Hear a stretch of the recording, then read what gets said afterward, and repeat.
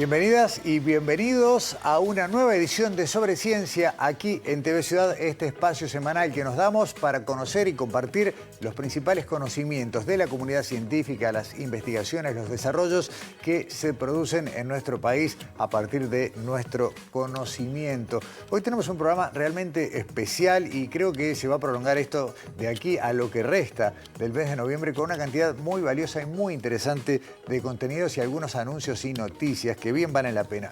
Por ejemplo, les queremos contar que estuvimos hace unos días en el departamento de Rocha, en la zona de Lascano, recorriendo, gracias a la labor de los guardianes de los cerritos, ya les vamos a contar un poquito más de ellos, y de la comunidad de docentes e investigadores, del CURE, sobre todo el de Rocha, recorrimos los cerritos de indios de esa zona. Y no solamente pudimos comprobar con presencia en el lugar la cantidad de conocimientos, el desarrollo de esa cultura que pobló nuestro territorio o esa porción durante varios milenios, sino que hay noticias que llevan aún más atrás en el tiempo la presencia de estos constructores en territorio de Uruguay. Vamos a tener ese tema aquí hoy en Sobre Ciencia. Pero además, y como la ciencia siempre decimos lo mismo, ¿no? Es muy amplia, abarca muchísimas áreas del conocimiento. Vamos a hablar de patologías de cadera, vamos a hablar de lo que se hace en nuestro país, los últimos avances y desarrollos en un tema que afecta a muchísima gente.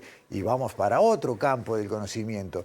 Aceites de oliva, evaluación sensorial, qué es lo que se hace desde el conocimiento y con la participación de mucha gente para ayudar a un sector muy próspero de nuestra industria, de los sectores productores de la oliva, a mejorar el producto y a seguir ganando mercados globales. Y finalmente vamos a cerrar por este año el espacio en el que hablamos de nuestras plantas nativas, de nuestros yuyos, como decimos habitualmente, aunque hoy claramente no es un yuyo. Vamos a hablar de la pitanga, una planta que tiene propiedades en todas partes, asombroso realmente. Así que vamos a estar con eso en un ratito. Pero como siempre, arrancamos con las principales noticias científicas de la semana.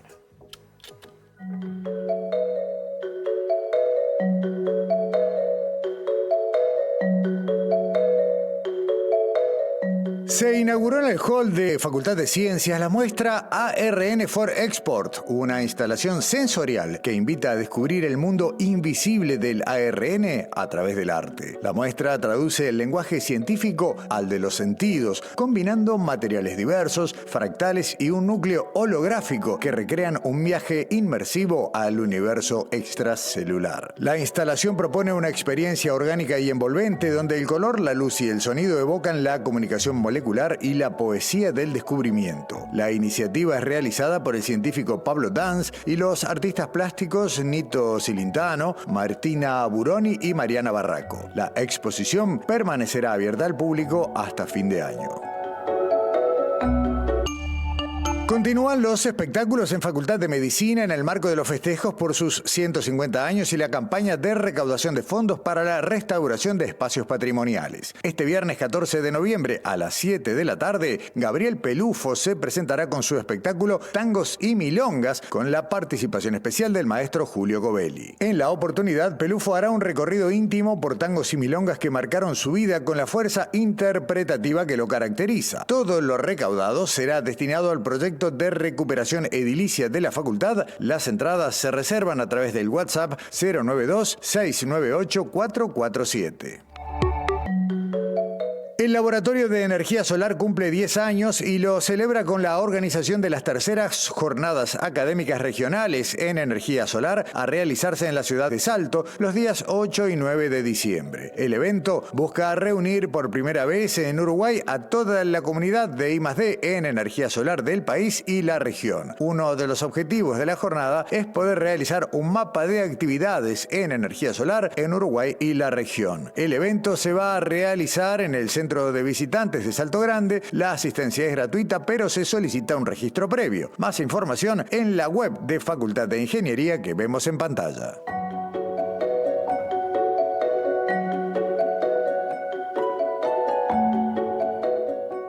Ustedes saben que a lo largo del año, con una cadencia por lo menos una vez al mes, hemos venido hablando aquí en Sobre Ciencia sobre distintas plantas nativas de nuestro territorio y sus propiedades medicinales. Algunas fruto del conocimiento ancestral y muchas de ellas comprobadas posteriormente a través de la aplicación del conocimiento científico y pasaje por laboratorio.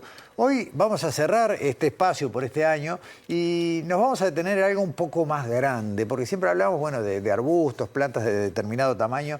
Hoy directamente nos metemos con un árbol al cual conocemos por sus frutos, pero resulta, y acá realmente empiezo anticipando mi asombro, estamos hablando de una planta que tiene propiedades prácticamente en todas partes. Así que, sin más, Manuel Minteguiaga, bienvenido una vez más desde allá, desde Tacuarembó. ¿Cómo andás? Ahora, de nuevo tomaste distancia. Exacto, sí, ahora estamos un poquito más lejos.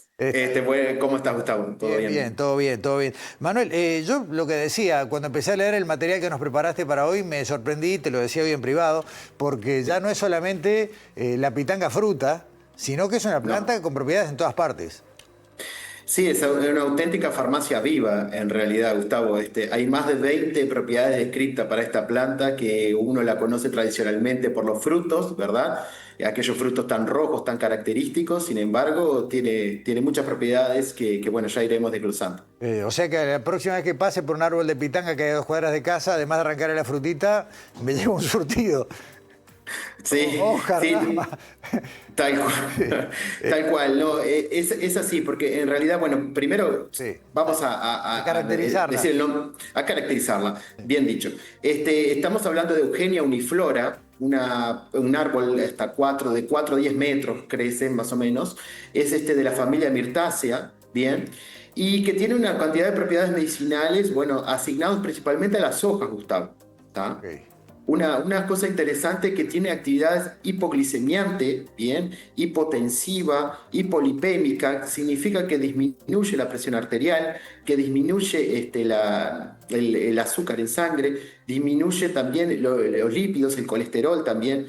Todo esto ha sido bueno, usado por la tradición popular. Pero como decía, hay más de 20 propiedades y generalmente siempre son las hojas o marginalmente en la corteza o raíces.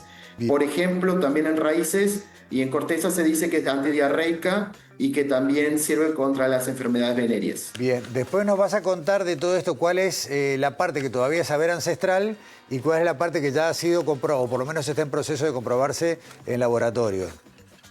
Sí, bueno, es una de las plantas en realidad, Gustavo, que más se ha comprobado. Ah, ok. ¿No? Esto es una cuestión bien interesante porque, ¿por qué decirlo? Porque no solo investigadores de América Latina están trabajando en esto, ¿verdad? Si bien es una planta que crece en Uruguay, Argentina, Brasil, Paraguay, un poquito región de Bolivia, pero también se planta en muchas regiones, Gustavo. Entonces, por ejemplo, se planta en Asia, se planta en Estados Unidos por su fruto, es decir, por su capacidad ornamental, y entonces investigadores de todo el mundo han desentrañado misterios, ¿bien? Está bueno saberlo porque además, o sea, es oriunda de esta región del mundo, más allá de su adaptación. Sí, exacto, es oriunda de aquí, pero se cultiva por la fruta y los televidentes estaban viendo que internacionalmente no se la conoce como pitanga, sino que se lo conoce como el cherry de Surinam, o sea, la cereza de Surinam, lo cual es bastante increíble, ¿no? Porque es ahí que se plantan extensiones de esta planta.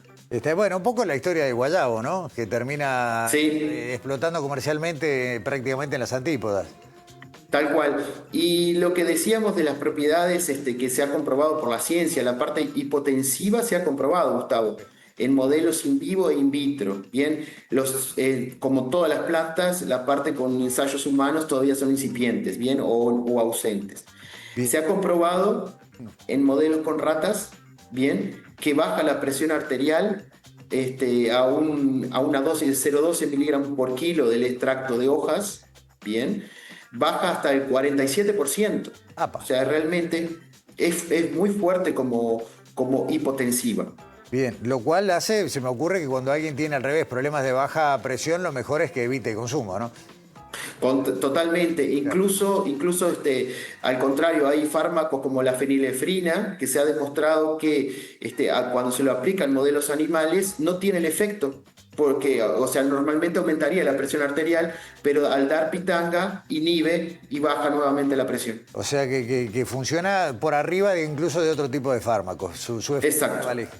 Perfecto. inhibición. Está bien. Vos hablaste de estas propiedades que tienen que ver con la presión arterial, hablaste del tema de la glucemia, hablaste también de otras propiedades no tan comprobadas vinculadas, por ejemplo, a trastornos digestivos. Sí, al trastorno digestivos hay algunas que están sí comprobadas, por ejemplo, la parte más de antidiarreica, eso se ha visto por la contracción del duodeno, eso se ha comprobado un poco más, y después la tradición ha marcado otras que no se han comprobado todavía, como por ejemplo, tradicionalmente, como se dice, empacho, ¿verdad? Que se utiliza esta planta como propiedades carminativas, ¿bien? Eso todavía está, incluso como aparece ahí en el cartel, las propiedades contra el bronquitis, amigdalitis, todavía todo eso falta demostrar. Hay más de 20 propiedades que falta demostrar. Ahora, Manuel, a mí se me ocurre que con tanta potencia, digamos, farmacológica en estas hojas, no debería ser algo que uno tome hacia la distraída. No, como siempre hay que tener precaución, ¿verdad, Gustavo? Como cualquier planta medicinal. Sin embargo, esta planta tiene algunas cuestiones que se ha analizado su toxicidad y se ha visto que es muy baja toxicidad, ¿tá? En modelos crónicos y agudos, Bien, siempre en modelos animales. Y no hay que obviar que tiene una tradición de más de 300 años de uso. claro. Bien, Claro. eso para muchas plantas es importante. Claro, está bueno. Hay una advertencia con el tema de las mujeres embarazadas a quienes no se les recomienda el consumo. Bueno, como cualquier planta medicinal, eso también, pero esto responde a un hallazgo relativamente reciente publicado en una revista internacional que muestra que la dosificación en realidad tomando la infusión de pitanga, la mujer embarazada puede disminuir de peso, disminuir el apetito, bien, y puede haber ciertas malformaciones en el feto, Ok, bien. ok, con cuidado. Eso todavía se necesita más evidencia. Bien, y con relación al fruto, ¿qué podemos decir, Manuel? Porque todos los frutos rojos generalmente se los asocia con determinadas propiedades que tienen que ver con nutrición y demás. ¿Cómo sería el caso acá? Exactamente, como varios de los frutos tienen altísimo potencial antioxidante, tienen antocianinas, tienen carotenoides. Bien, hay un estudio de la Facultad de Química que demuestra que estos compuestos podrían ser como nutracéuticos, ¿verdad? Porque justamente tener esta posibilidad de evitar el estrés oxidativo. Así que va por ese lado básicamente. Pero los frutos, es pertinente decirlo, Gustavo, que en etnomedicina son muy poco empleados. Bien, cierro esta parte recordando a cosas que ya tuvimos en su momento sobre ciencia, que son las investigaciones del Instituto de Línea, del Instituto Nacional de Investigación Exactamente. tendiente a generar variedades que, bueno, puedan ser ya aprovechadas comercialmente y demás, ya que es un fruto, bueno, que tiene mucho potencial también en su sabor y aplicación en la gastronomía, ¿no? Sí, exacto. Y también en la Facultad de Agronomía, sobre todo en Salto, que también han tenido Bien. bastante trabajo relacionados con la selección de germoplasma de esta especie. Manuel, antes de irnos, hay tres cosas, dos que tenés que decir, no, una tenés que decir vos y dos tengo que decir yo, en cuanto a la gente a la que tenemos que agradecerle algo. Sí, bueno, nada, como es la última intervención del año, quería en este espacio reconocer al profesor Eduardo Alonso Paz, que fue un gran maestro para mí y ahora hace casi 10 años que nos dejó, y fue un gran propulsor de la aplicación racional de los yuyos, que nosotros decimos yuyo, en la medicina. Entonces quería hacer un homenaje, que este espacio sea un homenaje para él, Excelente, en Manuel. memoria. Bien, y de mi parte, primero que nada, y antes de agradecerte a vos, un saludo para Flora, tu hija, que sabemos que está siempre pendiente, pero yo no me quiero olvidar, además de Flora, de Aline, tu compañera, tu esposa, Sí. que es la responsable de una buena parte de las imágenes que usamos y además de muchos conocimientos. Ella también tiene la misma trayectoria académica que vos prácticamente y sabemos que juntos son dinamita en esto. Y sí, me traspasa la vertiente brasileña que no es banal. Está bien. Bueno, y finalmente, para despedirte, nuestro agradecimiento hacia vos por habernos Muchas compartido gracias. a lo largo del año todos estos conocimientos y bueno, y que aparte estás vinculado sobre ciencia desde el primer año en TV Ciudad, así que seguiremos en todas estas vueltas. Muchas gracias, Gustavo. El honor es mío de compartir espacio con ustedes tres y con toda la producción. Muy bien, cerramos con la pitanga por este año y la seguimos. Manuel Mitellaga, muchas gracias. Muchas gracias. Hasta pronto. Bueno, y yo me voy a ir, mirá, lo que siempre, ¿no? Lo acababa de decir, cómo pasamos de un tema al otro, pasamos del salpicón de noticias, ahora de las propiedades de la pitanga, y vamos a hablar de la salud humana, vamos a hablar de lo que tiene que ver con patologías de cadera. Alexandra, ¿cómo andás? Bienvenida, ¿Cómo andás, Alexandra Gustavo? Perroni. ¿Qué dice? Muy bien, muy bien. Anduviste por el banco de prótesis. Sí, no es la primera vez, ya Es estuvimos cierto. en Sobreciencia, en el Banco de Prótesis, haciendo una nota justamente a la unidad de cadera que tenía en aquel entonces una investigación con el Instituto de Investigaciones Biológicas Clemente Estable. Y hoy vamos a hablar también de la unidad de cadera, pero de las patologías de cadera. Y para eso nosotros entrevistamos al doctor Nicolás Morales, que él es traumatólogo. Él es especialista en cirugía de preservación articular de cadera y especialista en prótesis de cadera y de rodilla. Él trabaja en la unidad de cadera del Banco de Prótesis junto al doctor Justino Menéndez. Claro, que ya estuvo aquí en Sobreciencia. Que ya estuvo aquí en Sobreciencia. Exacto, sí. Y también en la clínica articular. Nosotros le preguntamos a Nicolás cuáles son esas patologías de cadera que hay, tanto las de nacimiento como las que pueden aparecer a lo largo de la vida, ¿no? En niños, en jóvenes y en adultos. Lo vemos.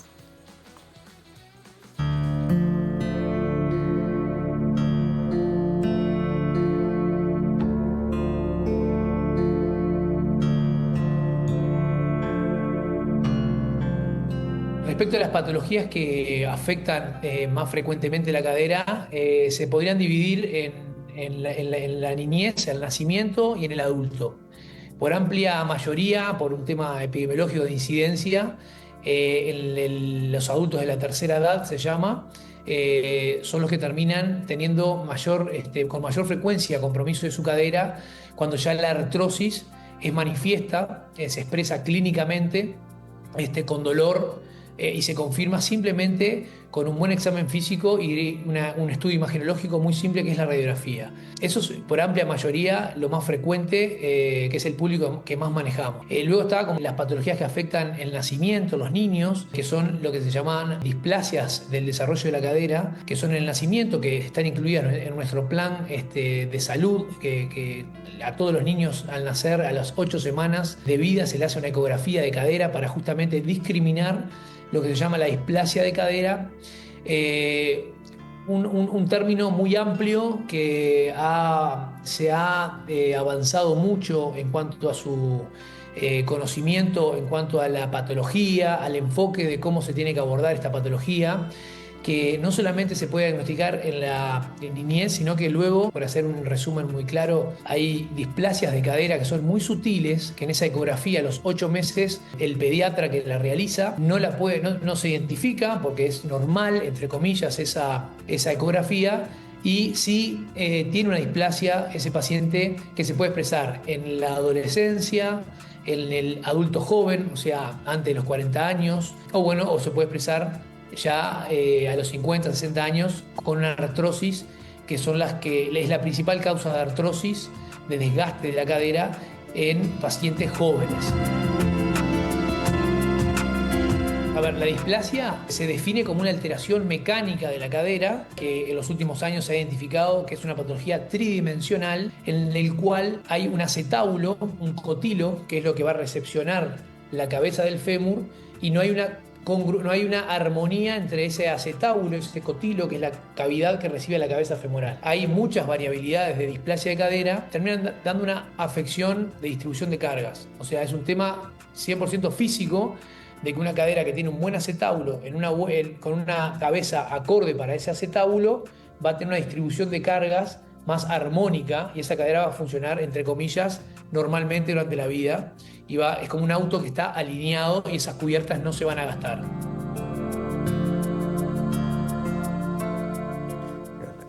Siempre en estos temas de salud, ¿no? Cuando se puede hacer una prevención temprana o un diagnóstico temprano, todo cambia. Sí, bueno, esta prueba que se hace ahora de la displasia en niños, bueno, igual aún así algunos diagnósticos se pueden escapar porque no se puede ver en ese momento por la etapa de crecimiento del niño y se manifiestan más adelante. Y como explicaba Nicolás, hay muchos tipos de displasia, pero algo que resaltaba, ¿no?, en esto de la importancia de prestar atención al dolor. Él nos decía esto, dos conceptos muy claros: prestar atención al dolor y también ir a esto de que las personas con un problema en la cadera no tienen por qué convivir con el dolor, con lo avanzado que está la medicina hoy en día. Y esto incluye a las prótesis, que también tuvieron su avance en la medicina, y es lo que nos explica en la segunda parte del informe de Nicolás.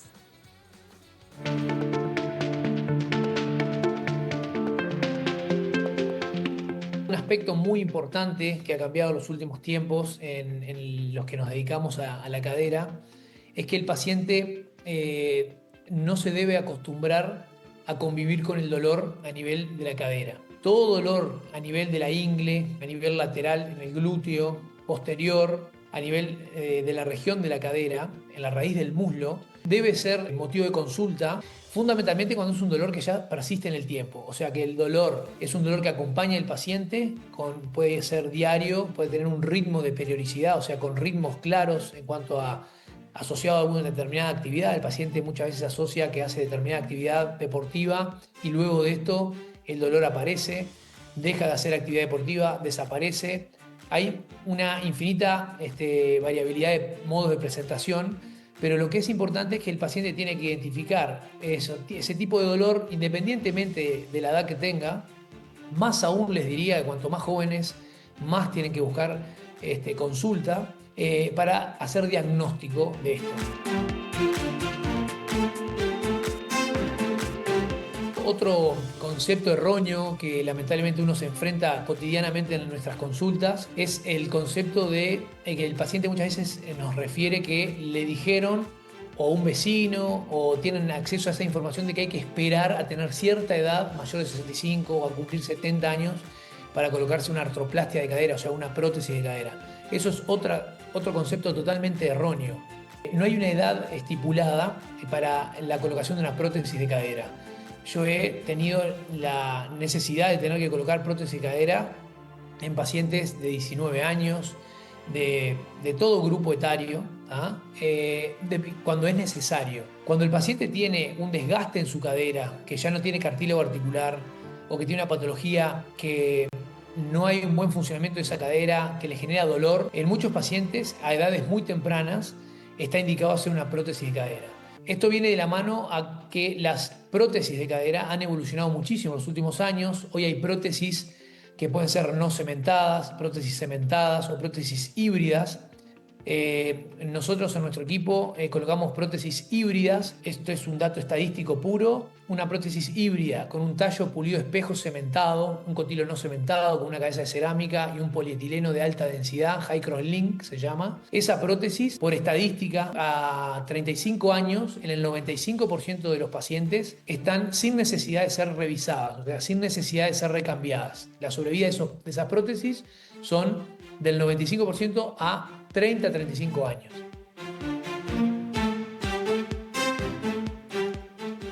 Interesante, y como bien quedó claro, algunos mitos o conceptos erróneos que no deberíamos seguir repitiendo. Claro, porque nos explicaba Nicolás que antes las prótesis eran de una pieza sola y hoy tienen muchas partes, y nos decía que los cirujanos pueden reproducir la anatomía de la cadera biológica de ese paciente, ¿no? Ajustando la prótesis a lo que el paciente necesita. Y una cosa muy importante es, justamente nos cuenta en la próxima parte del informe las cifras de operaciones en el banco de prótesis. Y hay que recordar que el banco de prótesis es un lugar justamente para lo que tiene que ver con prótesis de cadera y de rodilla, que todos los uruguayos podemos acceder, del que tenemos que estar orgullosos de tenerlo a través del Fondo Nacional de Recursos. Y nos cuenta justamente la cifra en 2024 que se hicieron de prótesis de cadera y también de rodilla. Lo vemos.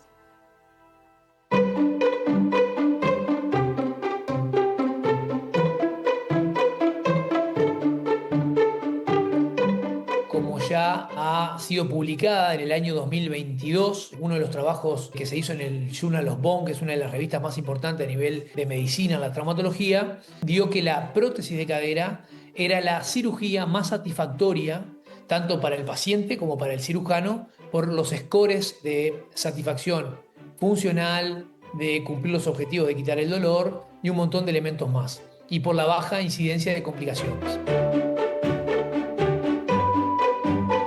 Bueno, nosotros en el banco de prótesis realizamos al año, estos son registros en base al Fondo Nacional de Recursos del 2024, se realizaron alrededor de 1.700 prótesis entre cadera y rodilla, de las cuales de esas 1.700, el 65% de ese número eran cirugías de cadera específicamente. Y ahí las cirugías de cadera de prótesis pueden ser por fractura, por artrosis. En su enorme mayoría hay un menor porcentaje de recambios o revisiones de las prótesis cuando tienen la necesidad de ser cambiadas. Que esto es importante, un concepto que yo aprendí cuando arrancaba en mis orígenes y fue mi mentor, que es el doctor Menéndez, que la prótesis elige cuándo colocársela de forma primaria el paciente en base a la clínica, en base al dolor. Obviamente que no tiene posibilidades de elegir cuando hay una fractura del cuello del fémur, que también hay indicación de prótesis, pero la indicación de cuándo revisar, cuándo recambiar esa prótesis, la debe realizar el cirujano, decirle al paciente, independientemente de que el paciente no esté con dolor. Hay muchos pacientes que no están con dolor, que están perfectos, y uno le tiene que decir por elementos radiológicos que esa paciente necesita ser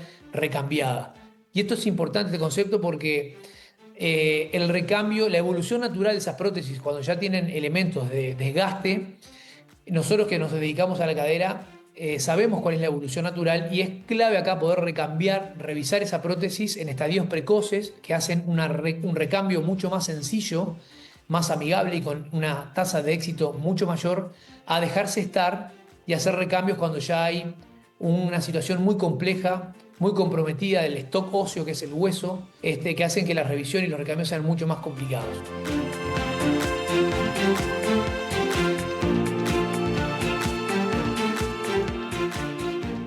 Bien interesante, Alexandra.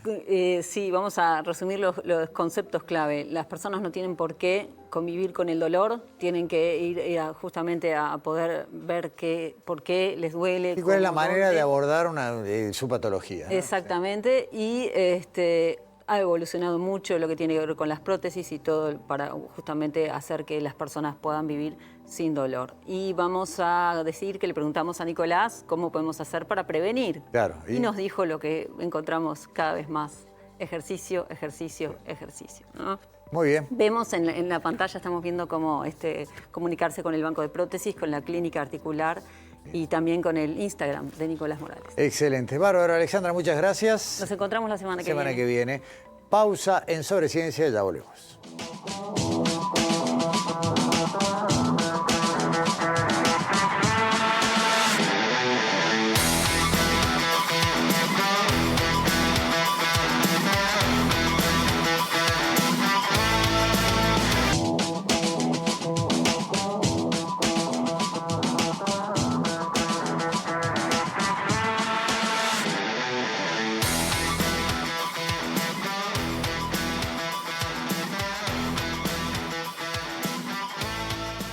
Segundo bloque en Sobreciencia, nos vamos a meter en un tema sabroso, porque mal que bien a todos nos gusta disfrutar de un buen aceite de oliva, y hay que reconocer que de un tiempo a esta parte la calidad de la producción de nuestro país ha ganado muchísimo en distintas variedades, en el cuidado de la producción, en esos parámetros que definen un producto de alta cocina, de alta calidad culinaria.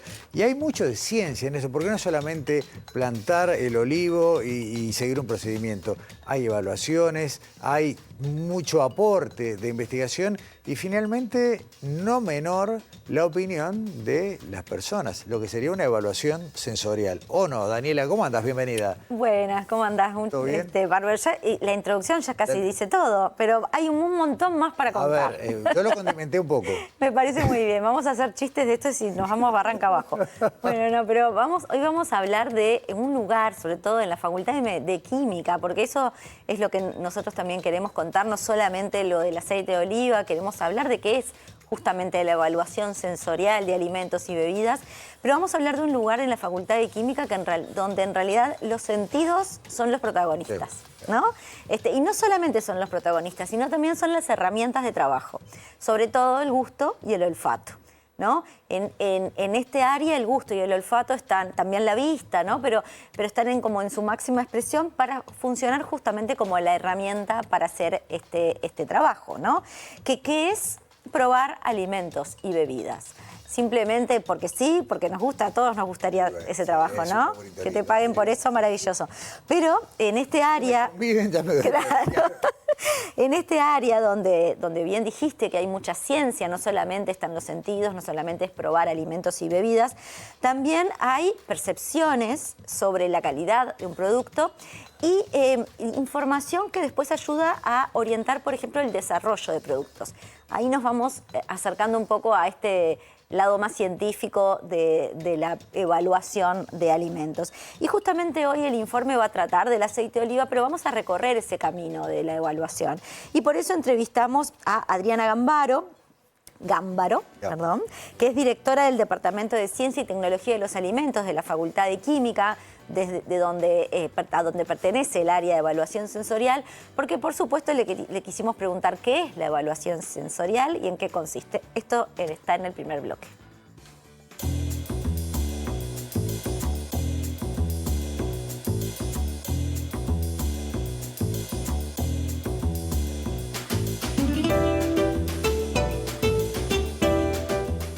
La evaluación sensorial es algo que hacemos nosotros en forma innata. Vos cuando vas a comprar, por ejemplo, una blusa, una tienda, ¿qué haces? La mirás, ves si te gusta el diseño, el color, la tocas, la arrugás. O sea, estás usando tus sentidos para evaluar algo. Cuando te ponen un alimento adelante, también usas todos tus sentidos, el olfato, la vista, el tacto, el oído, el gusto, para evaluar ese alimento. ¿Qué hacemos nosotros acá en Facultad de Química? Llevamos eso que el ser humano hace naturalmente al nivel de una metodología científica.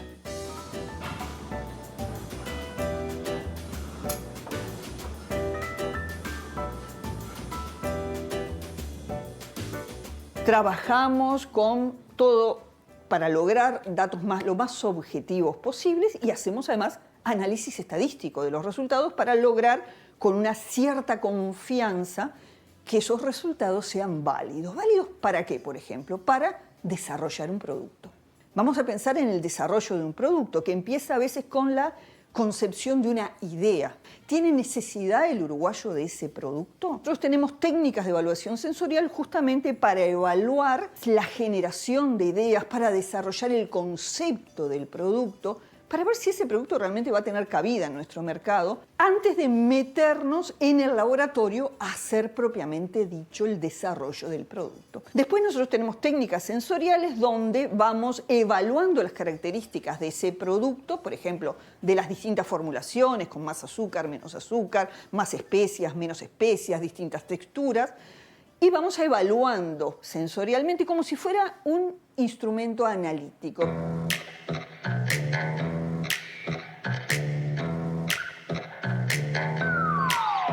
Evaluación sensorial podemos hacer de todo tipo de alimento. Nosotros, además de alimento, también hemos trabajado con cosméticos, por ejemplo.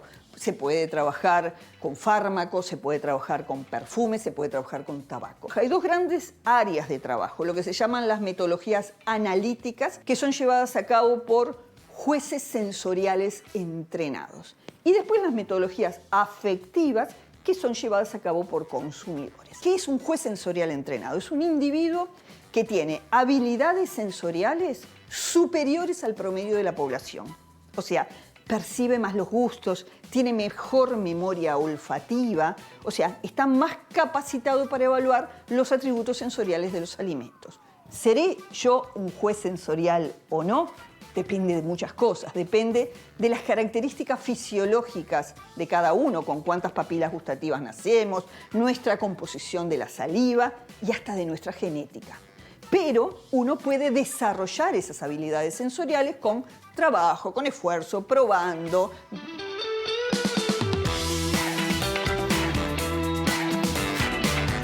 Y por otro lado tenemos los consumidores, el consumidor común y corriente, como cualquiera de todos ustedes, que lo que te hace es decir si le gusta o no le gusta el alimento, o sea, la aceptabilidad. Sin saber nada, sin estar entrenado, sin tener habilidades especiales. Simplemente dice, me gusta o no me gusta.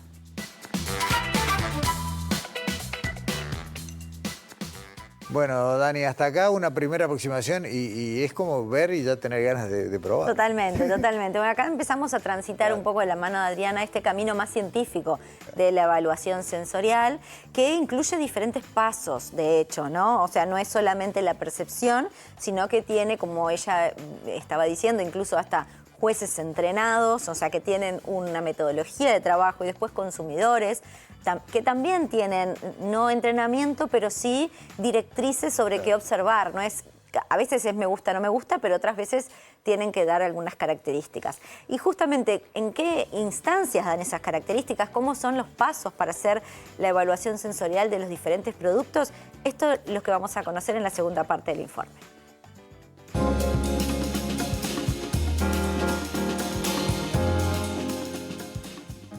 Maduro con notas verdes. Sí. Mayoritariamente. Verde y maduro. Bien. Amargo.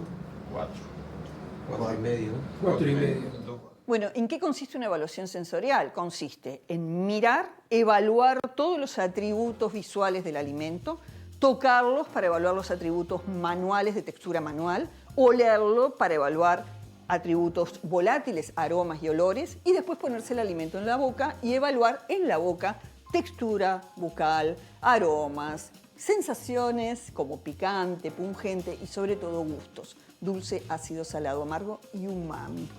El G01. Frutado de aceituna.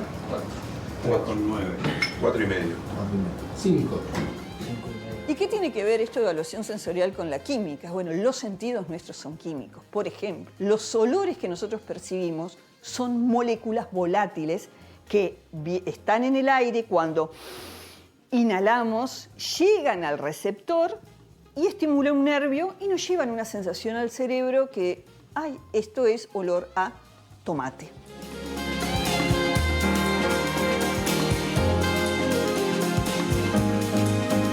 También los gustos. Los gustos son compuestos químicos que se disuelven en la saliva, llegan al poro gustativo, estimulan células gustativas y nos mandan una información al cerebro con la cual decimos, ah, esto es dulce, salado, ácido o amargo. ¿Qué resultados podemos obtener de la evaluación sensorial? Si trabajamos con jueces, los jueces nos van a dar una medida analítica de la intensidad de un atributo. Como les dije como ejemplo, la acidez. Cuán ácido. Y se trabaja con un grupo de jueces sensoriales que generalmente son de 8 a 12. Entonces, esos individuos, cada uno marca en una boleta la intensidad de lo que está evaluando y después se hace un promedio, una desviación estándar y si son varias muestras, otros análisis estadísticos. Con los consumidores con una escala evalúan el agrado del alimento. Generalmente se usan escalas hedónicas de 9 puntos que van de me disgusta muchísimo a me gusta muchísimo. Y aparte de defectos, nadie encontró defectos, ¿no? No, estaba limpio. Completamente limpio. Un poquito penita rancio y metálico. ¿Qué podemos hacer con evaluación sensorial? A ver, primero contarles que nosotros en Facultad de Química tenemos 2 paneles de jueces sensoriales estables. Uno es para evaluar la calidad comercial del aceite de oliva.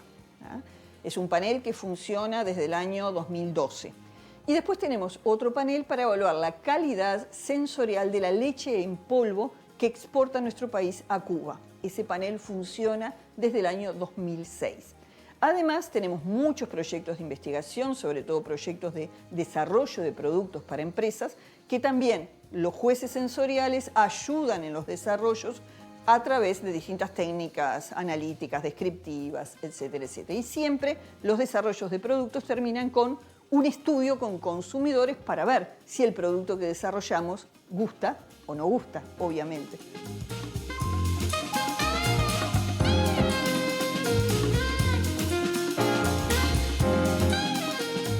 Hay algo que ya hablamos alguna vez acá en este programa y es que a veces la gente asocia la palabra química. Dice, no, este alimento tiene químicos y como que fuera algo que no está bien. Exactamente. Es todo químico, son esos químicos que nos hacen disfrutar los aromas, los sabores. Me encantó la explicación. Exactamente. Sí. Adriana ya resumió perfectamente todo el contexto científico que tiene esta evaluación, ¿no? Los compuestos químicos que estimulan los sentidos, ¿no? Los receptores que tenemos en el organismo para sentir un sabor, percibir un olor, los compuestos volátiles. Bueno, todo eso hace que esos jueces entrenados después adjetiven, claro, ¿no? Lo que sienten, ¿no? Porque no es solamente decir me gusta, no me gusta, sino es ellos decir, ¿no?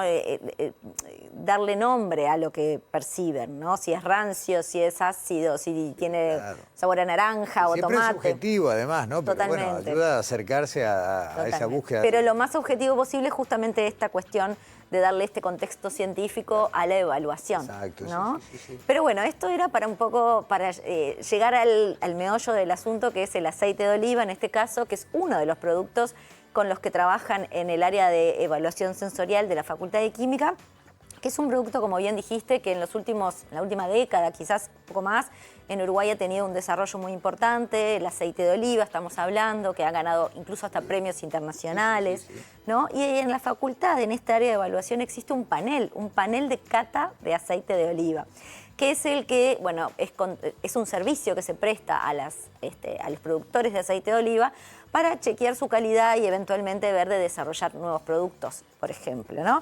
Entonces, bueno, para hablar justamente de en qué consiste la evaluación sensorial de un aceite como el de oliva, hablamos con Ana Claudia Ellis, que es coordinadora del panel de cata de aceite de oliva de la Facultad de Química, que nos contó entonces el paso a paso de la evaluación del aceite de oliva.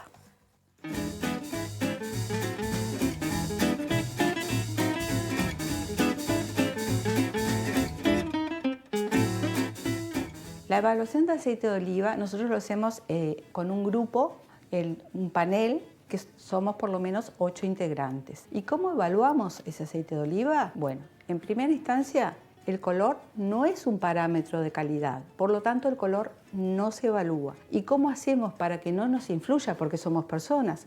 Entonces lo que hacemos es evaluarlo en estas copas de vidrio, con un vidrio reloj y codificadas. Entonces al juez, al catador, no le va a llegar ninguna información de lo que va a evaluar. En una primera instancia hacemos una parte olfativa. Una vez que terminamos la parte olfativa, o sea, de nariz, anotamos todas las sensaciones que percibimos en una boleta y luego pasamos a la parte bucal.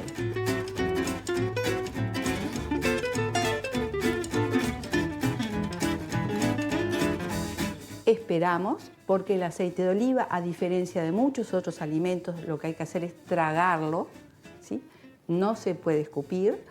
Entonces, una vez que percibimos todas las notas, ahí anotamos y, bueno, terminamos la evaluación de este aceite y pasamos a consumir lo que se denominan borradores, que es lo que nos elimina la sensación de esta muestra para poder pasar a evaluar la siguiente. ¿Qué borradores podemos usar? Por ejemplo, manzana verde, yogur apenas endulzado, agua y bueno, y esperar el tiempo porque hay aceites que son muy amargos y muy picantes. ¿Qué es lo que buscamos en un aceite de oliva? Lo que tratamos de buscar en un buen aceite de oliva son atributos positivos. Lo que queremos que sí aparezcan es el frutado, el amargo y el picante. Esos son los atributos positivos, los que queremos que aparezcan. Y por otro lado tenemos los defectos o atributos negativos, que son los que no queremos que aparezcan y que si aparecen, dependiendo de la intensidad en que aparecen, va a ser la calidad del aceite. Por ejemplo, el rancio. El rancio es porque el aceite está viejo. Una vez que nosotros evaluamos, emitimos un informe y ese informe se lo damos al productor. Muchas veces al productor eso le sirve saber qué tipo de defecto tiene para saber dónde tienen que mejorar.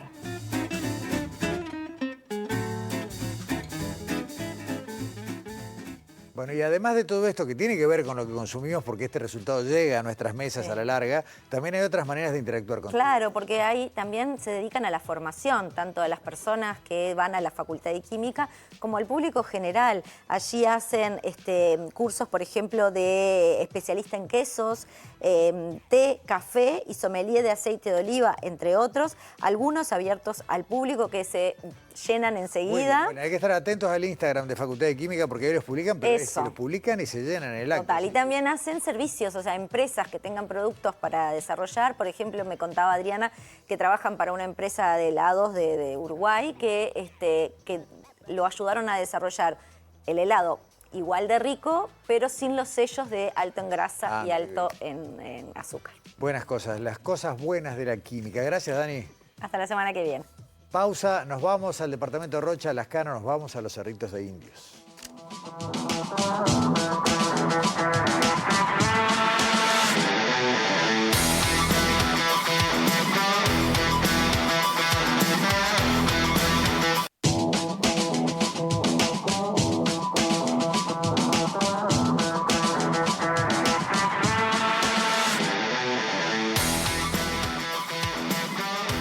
Nos gusta mucho ir a los lugares en los cuales la ciencia se está desarrollando. Tenemos todos muy fresco el recuerdo de lo que fue la cobertura que tuvimos la suerte de hacer aquí en Sobre Ciencia de Uruguay Sub-200. Pero hay un montón de sitios en el territorio nacional, además de los laboratorios, aquellos que hemos visto siempre en nuestro programa, los lugares de trabajo científicos, también nos gusta ir a campo. Tuvimos una hermosa oportunidad el sábado pasado de acompañar una recorrida por los Cerritos de Indios que están cerca de la localidad de Las Canas, en el departamento de Rocha, puntualmente en lo que se conoce como el conjunto García Ricci, porque la historia del Uruguay milenario se está escribiendo en este momento y a cada momento.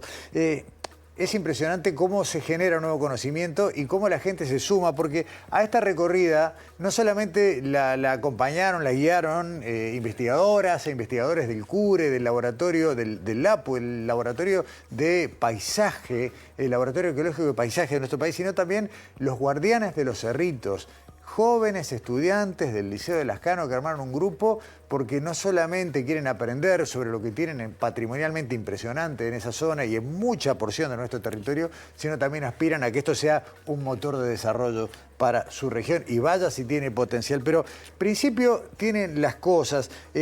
Estuvimos ahí, estuvimos recorriendo, participamos de una visita guiada con gente de la región, con estudiantes del CURE, del Centro Universitario de la UDELAR, allí del este de nuestro país, y nos guió nada menos en nuestro grupo que la arqueóloga Camila Gianotti, quien es una de las personas que más viene trabajando desde hace muchísimo tiempo en el conocimiento de los cerritos de indios de nuestro país y la historia que cuentan. Así que vamos a ahorrarnos más introducción y vamos a empezar a compartir lo que fue este recorrido y les pido que atiendan a la cantidad de información que nos hable de una cultura que durante milenios se desarrolló en nuestro país.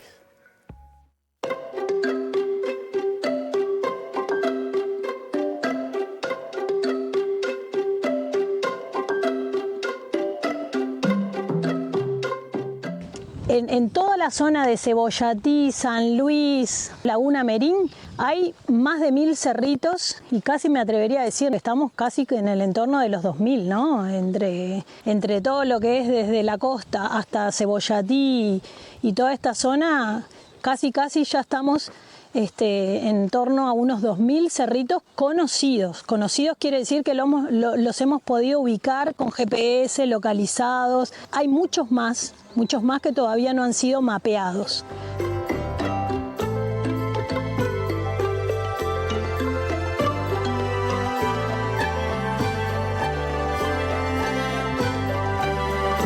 Acá en la zona de India Muerta vamos a ver que los conjuntos más o menos tienen como un patrón similar, ¿no? Son conjuntos en la zona de bañado, digamos, en la zona baja. Los conjuntos tienen entre 8 y 15 cerritos.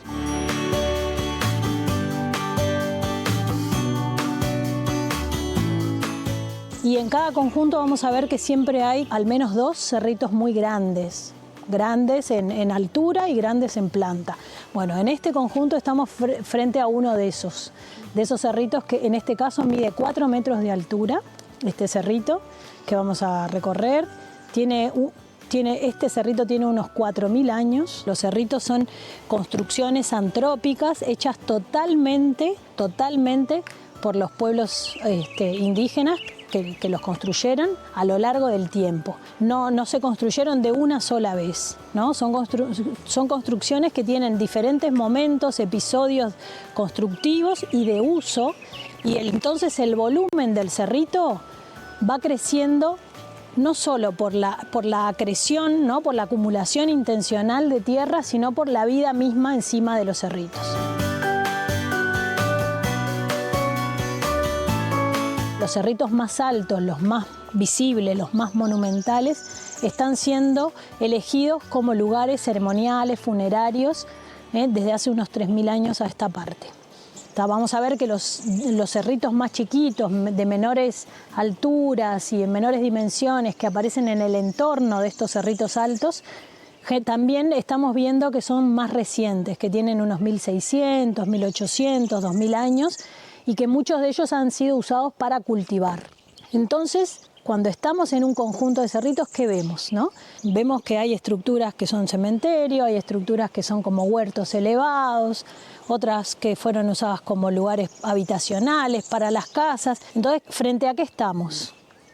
Una comunidad. Una comunidad.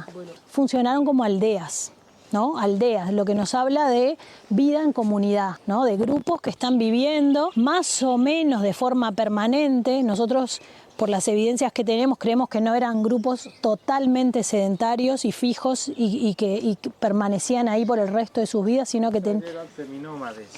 Eran seminómades o semisedentarios, podríamos decir. O sea, viven en comunidad, viven en aldea, lo que no quiere decir que ese grupo o esa aldea en determinado momento, dentro de, no sabemos la frecuencia, pero dentro de un tiempo X pues, se podría mover hacia otro lugar.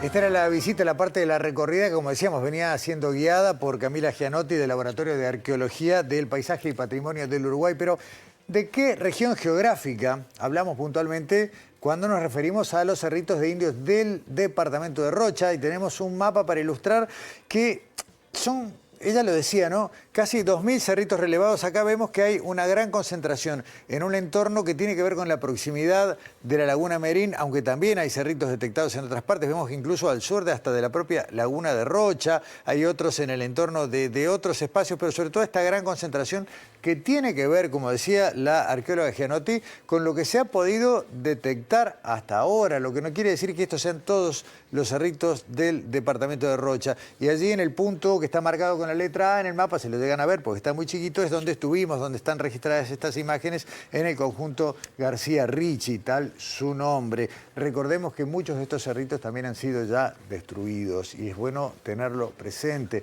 Hay relieves que son muy pequeños, que han caído bajo lo que fueron los trazados de canales, la explotación agropecuaria de los terrenos, la agricultura, los arrozales. Hay cosas que se han perdido irremediablemente y urge cuidarlos a los que hay para evitar que sigamos destruyendo un patrimonio inconmensurable. Pero ahora vamos a hablar de otra cosa, vamos a hablar de ombúes, vamos a hablar de la fertilidad artificial de la tierra, las creencias, y vamos a escuchar al principio a Dylan, que es uno de los guardianes de los cerritos y que nos comparte sus conocimientos.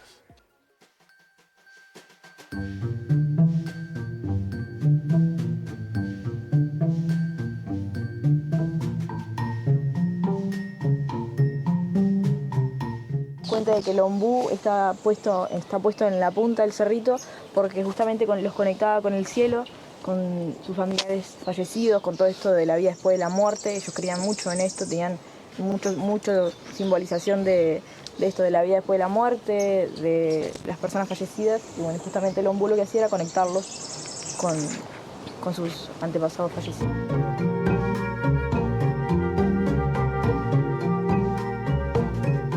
Es un interrogante para nosotros qué hacen tantos ombúes en los cerritos más altos en esta región.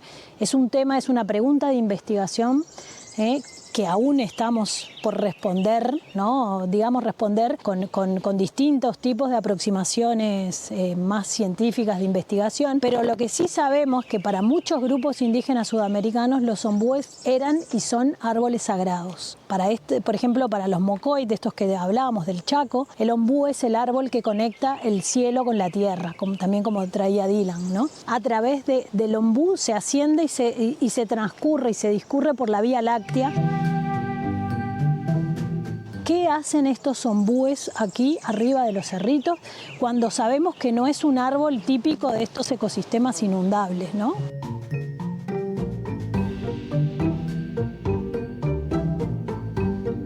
Que el monte nativo de los cerritos es un monte propio, específico y único de los cerritos, que tiene especies de distintos tipos de montes, ¿no? Los montes clásicos que conocemos, monte de ribereño, monte serrano, pero que aparecen asociados acá en los cerritos con con una distribución y un ensamblaje propio, lo cual nos plantea la idea de que hay una nueva categoría de monte en el país, que es el monte de los cerritos. ¿No lo que es? Esta transformación, esta arquitectura ha generado un suelo, una bioconstrucción que tiene unas características especiales en cuanto a fertilidad, a porosidad, ¿no? A materia orgánica, y que hoy en día los suelos de los cerritos son unos suelos que ni siquiera intentándolos reproducir, hoy en día logramos llegar a reproducir los suelos con esa fertilidad y con esas características. Para que tengan una idea, los cerritos tienen, por ejemplo, niveles de fósforo de 500, 600, 700 partes por millón de fósforo, cuando el suelo circundante tiene 25 partes por millón. Tal vez tenga que ver con esto algo que nos contaban, que una gran parte de la tierra de la que están hechos los cerritos proviene de los tacuruces, de los hormigueros que hay en los alrededores, tierra que fue quemada y luego colocada, lo cual le da esa solidez estructural y esas propiedades químicas, esa fertilidad que tal vez tenga que ver con eso. Pero ya vimos entonces, ¿no?, que hace milenios, muchos, el pueblo de los constructores de cerritos, y los vamos a llamar así, a falta de otra mejor denominación por ahora, nos dejó arquitectura monumental.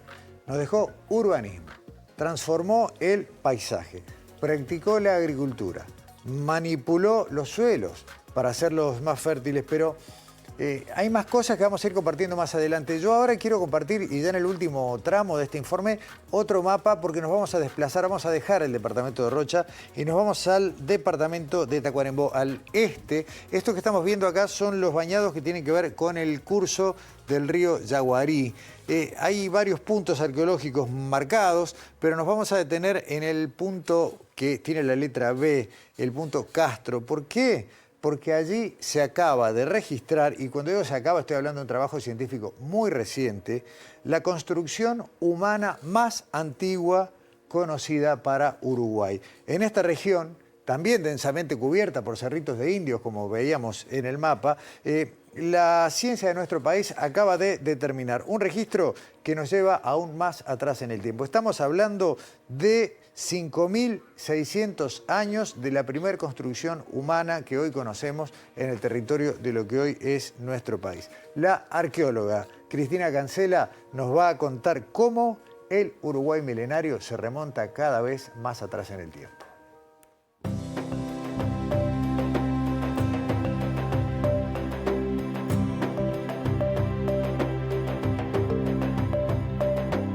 Bueno, las dataciones que obtuvimos de las últimas intervenciones, en la base se intervinieron 4 cerritos y en la base de uno de ellos obtuvimos la datación de 5.600.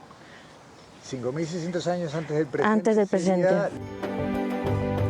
Al momento sería la más antigua y bueno, se dio en este caso en el departamento de Tacuarembó cuando lo que se tenían como el foco más reciente del fenómeno era Rocha, lo que se conocía hasta el momento. Esos cerritos que intervenimos en Tacuarembó están dentro de un conjunto que es de 80 estructuras que están emplazadas ahí en la planicie del arroyo Yaguarí. Entonces estimamos que ese lugar se estuvo poblando durante más de 5.000 años, con las mismas formas de habitar, las mismas formas constructivas, las tecnologías constructivas. Entendemos eso como un fenómeno de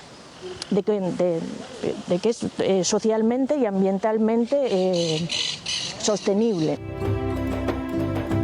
Estamos hablando de una cultura que se desplegó durante ¿cuánto tiempo en este territorio? Y durante más de 5.000 años. Bueno, continuada, si tenemos esa fecha de Tacuarembó de más de 5.500 años, y hasta entrada a la conquista, hasta el 1600. Por ejemplo, las dataciones, tenemos dataciones de microrrelieves ahí, conjunto de microrrelieves que se interpretaron como sitios para cultivar, que son del 1600, o sea, ahí está ya entrada la conquista.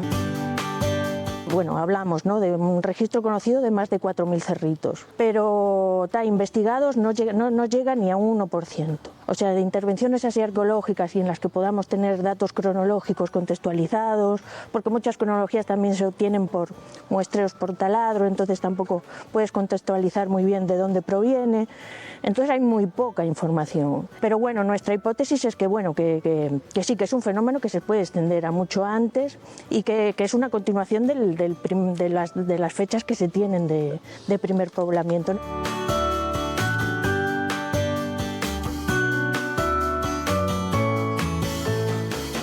Dentro de 2 programas de Sobre Ciencia vamos a volver a hablar de cerritos de indio, vamos a ver todo lo que sabían de astronomía, supera lo que uno puede imaginarse en lo previo, el grado de desarrollo, insisto, de una cultura que durante 50 siglos, lo decía la arqueóloga Cancela, se desarrolló sin solución de continuidad en el territorio de lo que hoy es Uruguay. Vaya si habrá cosas para conocer de este Uruguay milenario y de este grupo de trabajo que tiene base, por un lado, en la Facultad de Humanidades y Ciencias de la Educación, aquí en Montevideo, y por otro, en el CUR, en el Centro Universitario del Este. Cerramos Sobre Ciencia. La semana que viene tenemos otro programa y luego vamos a volver a hablar de cerritos de indios. Gracias. Nos vemos acá en TV Ciudad.